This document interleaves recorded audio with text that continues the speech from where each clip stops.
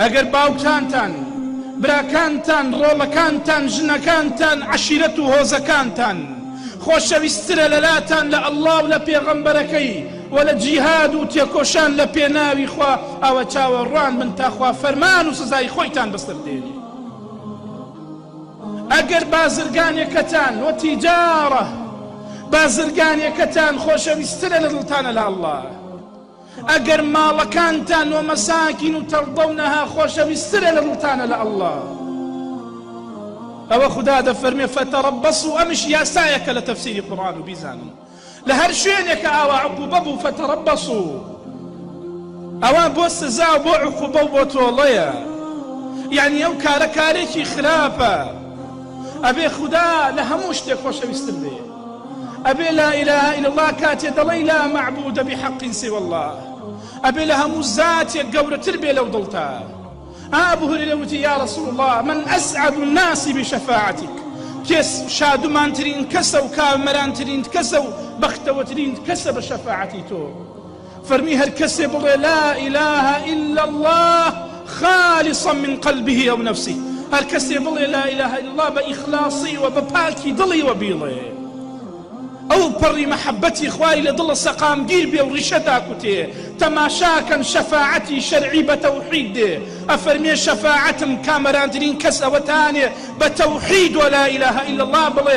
مشریکانی زەمانی ئێمە شەفاعەتی ئەو دنیاوا ئەزانن بە شرک و لاڵەکردنە بەغەیرە الله جل جلاله.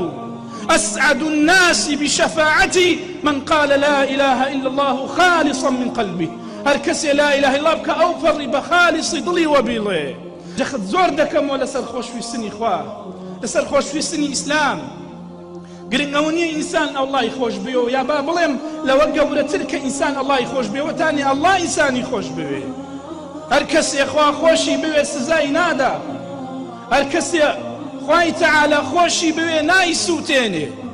بۆیە ئەبێ ئەسبابەکانی خۆشویستنی ئەڵڵا بگرینە بەر، کە خوا بەچی خۆشمانی دەوێ، بەچی لە خوا نزیک دەبینەوە، بۆ ئەوەی ئەوسا هۆکاری بەدەستێنانی ڕەزامەندی خوا بەدەست بێنین، کە خوا بەچی لێمان ڕازی دەبێ بە ئەنجامدانی فەرزەکان. لا يزال يتقرب إلي عبدي بالنوافل، بەردەوام بەندەکەم بە سنەتەکان لێم نزیک دەبێتەوە. ما تقرب إلي عبدي بشيء أحب إلي مما افترضته عليه، هیچ شتێک بەندەکەم لێ نزیک نابێتەوە خۆشەویستتر بێ لەلام بە ئەندازەی فەرزەکان. ئەگەر بەندەیەک ئەوێ خۆشەویستی خوا بەدەست بێنێ، با خوای خۆش بوێ بە ئەنجامدانی فەرزەکان، ئەوسا خۆشەویستی خوا بەدەست دێنێ. کە فەرزەکانت ئەنجامدا ئەوسا سنەتەکان ئەنجام بدا. ولا يزال يتقرب إلي عبدي بالنوافل حتى أحبه، حتى ئەوەندە خۆشم دەوێ. فإذا أحببته كنت سمعه الذي يسمع به، هەر کە خۆشم ویست بە ئەنجامدانی سنەتەکان زۆر نزیک بووە، ئەوسا پلەی خۆشەویستی ئێمە بەدەست بێنێ.